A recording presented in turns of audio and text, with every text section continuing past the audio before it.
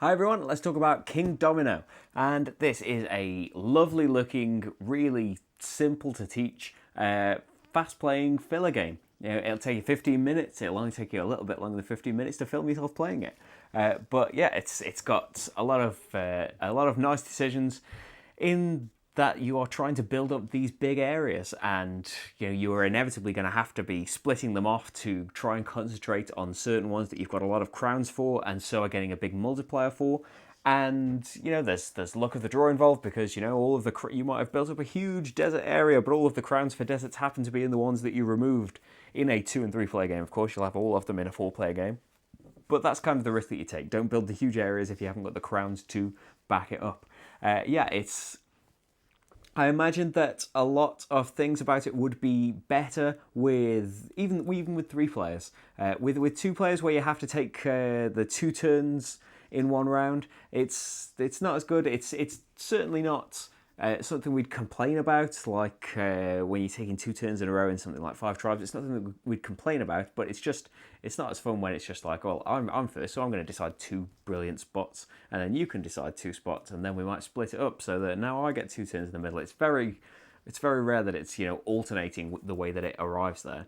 And yeah, so I imagine that it would just be more effective in a game with 3 or 4 players, especially, as I said, in the 4-player game where you've got all of the tiles available, so the chance for everything to come out is there, and you've got all of the opportunities to score the points for the huge areas that you're trying to build up. And at the same time, everybody then has, I suppose, got the chance to stop you doing it as well. Everybody can see that you've got a ton of crowns there. Now they can make sure that you get no tiles of that area as well.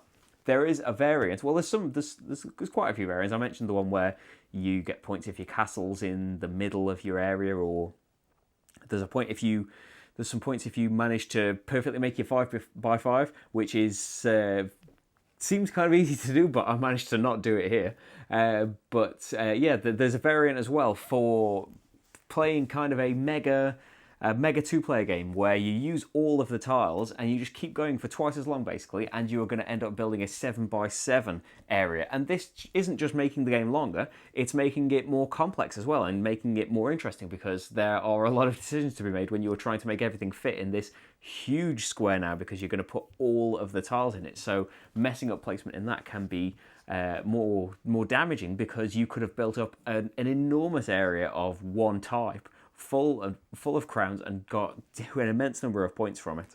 The downside of that is that it does take it away from one of the good points about it, is that it's a very, very fast filler game. So adding a bit more thought into it, and basically doubling the number of rounds in the game, does take away that speed factor from it. So I don't think I'd recommend constant epic 2-player.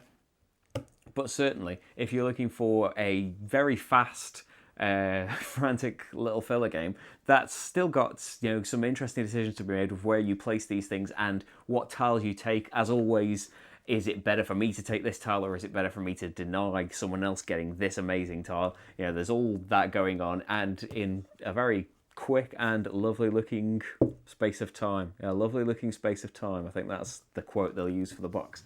But that's Kingdomino. Yep, all of those things I said about it. Thanks for watching, everyone. See you for the next game. Bye.